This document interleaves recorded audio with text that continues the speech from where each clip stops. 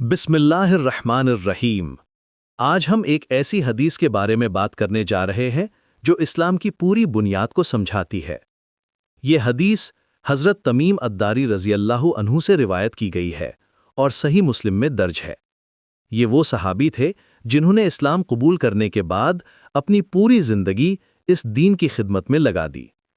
رسول اللہ صلی اللہ علیہ وسلم نے فرمایا، الدین النصیحہ، یعنی دین تو خیرخواہی کا نام ہے۔ جب صحابہ نے پوچھا کہ یہ خیرخواہی کس کے لیے ہے، تو آپ صلی اللہ علیہ وسلم نے فرمایا، للہ ولی کتابہ ولی رسولہ ولی ائمۃ المسلمین و عامتہم، یعنی اللہ کے لیے، اس کی کتاب کے لیے، اس کے رسول کے لیے، مسلمانوں کے اماموں کے لیے اور عام مسلمانوں کے لیے۔ اس چھوٹی سی حدیث میں پورے دین کا خلاصہ ہے۔ سوچئے، کیول ایک شبد نصیحت میں کتنی گہرائی چھپی ہوئی ہے۔ آئیے سمجھتے ہیں کہ یہ نصیحت یا خیر خواہی کیا چیز ہے۔ نصیحت کا مطلب ہے سچائی، ایمانداری اور دوسروں کی بھلائی چاہنا۔ یہ کوئی معمولی بات نہیں ہے، بلکہ یہ وہ چیز ہے جو ہمارے پورے دین کی روح ہے۔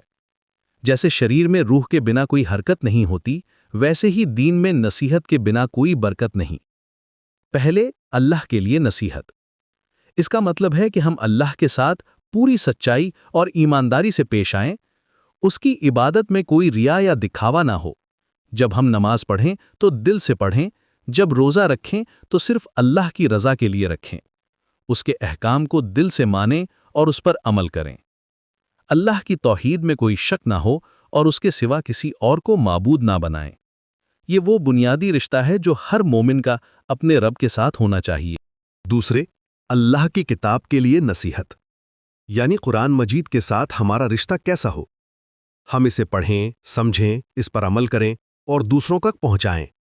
قرآن کی تلاوت کرتے وقت دل میں خشوع اور خضوع ہو۔ اس کی آیتوں پر غور کریں اور اپنی زندگی کو اس کے مطابق ڈھالیں۔ قرآن صرف پڑھنے کی کتاب نہیں، بلکہ زندگی جینے کا نقشہ ہے۔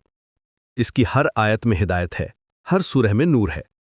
تیسرے، رسول اللہ صلی اللہ علیہ وسلم کے لیے نصیحت، آپ کی سنت پر عمل کرنا، آپ کی حدیثوں کو سمجھنا اور ان پر عمل کرنا، آپ سے محبت کرنا اور آپ کے طریقے کو اپنانا، آپ کی شان میں کوئی گستاخی نہ کرنا اور آپ کی عزت کرنا۔ جب ہم آپ کے طریقے کو اپناتے ہیں تو ہماری زندگی میں برکت آتی ہے، دل میں سکون ملتا ہے۔ چوتھے، مسلمانوں کے اماموں اور رہنماؤں کے لیے نصیحت۔ یہ بہت اہم بات ہے، کیونکہ سماج کی بہتری اسی میں ہے۔ ہمیں اپنے علماء اور نیتاؤں کے ساتھ کیسا سلوک کرنا چاہیے؟ ان کی اچھی باتوں میں ساتھ دینا، غلط پر ٹوکنا لیکن ادب کے ساتھ، ان کے لیے دعا کرنا اور ان کی مدد کرنا جہاں وہ حق پر ہوں۔ یہ نصیحت دو طرفہ ہے۔ رہنماؤں کی بھی ذمہ داری ہے کہ وہ اپنی امت کی خیرخواہی کریں۔ پانچویں، عام مسلمانوں کے لیے نصیحت۔ یہ سب سے ویاپک حصہ ہے اور روزانہ کی زندگی میں سب سے زیادہ کام آتا ہے۔ ہر مسلمان بھائی بہن کے ساتھ خیرخواہی کا معاملہ، ان کی بھلائی چاہنا، ان کے لیے دعا کرنا، ان کی مدد کرنا۔ اگر کوئی غلطی پر ہے تو پیار سے سمجھانا، حسد اور بغض سے بچنا۔ جب ہمارے دل میں سب کے لیے خیر کا جذبہ ہوتا ہے تو ہمارے آس پاس کا ماحول بھی بدل جاتا ہے۔ دیکھیے یہ حدیث کتنی جامع ہے، پورا دین ایک لفظ میں سمٹ گیا، نصیحت۔ یہ صرف کچھ اعمال کا نام نہیں بلکہ ایک مکمل طرز زندگی ہے۔ ہمارے دل میں سب کے لیے خیر کا جذبہ ہونا چاہیے۔ یہ وہ سنہرا اصول ہے جو اگر ہم اپنا لیں تو ہماری پوری زندگی بدل جائے۔ آج کے دور میں یہ بات اور بھی اہم ہو جاتی ہے، جب ہر طرف نفرت اور تعصب پھیلا ہوا ہے، سوشل میڈیا پہ لوگ ایک دوسرے کے خلاف زہر اگل رہے ہیں، تو یہ حدیث ہمیں سکھاتی ہے کہ اصل دین تو محبت اور خیرخواہی کا نام ہے۔ ہمیں اپنے دل سے کینہ اور بغض نکال کر صرف نیکی اور بھلائی کو جگہ دینی چاہیے۔ یہ نصیحت صرف زبان سے نہیں بلکہ عمل سے ہونی چاہیے۔ ہمارا کردار، ہمارا اخلاق، ہمارا برتاؤ، سب کچھ اس بات کا اظہار ہونا چاہیے کہ ہم واقعی میں سب کی بھلائی چاہتے ہیں۔ جب لوگ ہمیں دیکھیں تو کہیں کہ یہ انسان سچ میں ہماری خیرخواہی کرتا ہے۔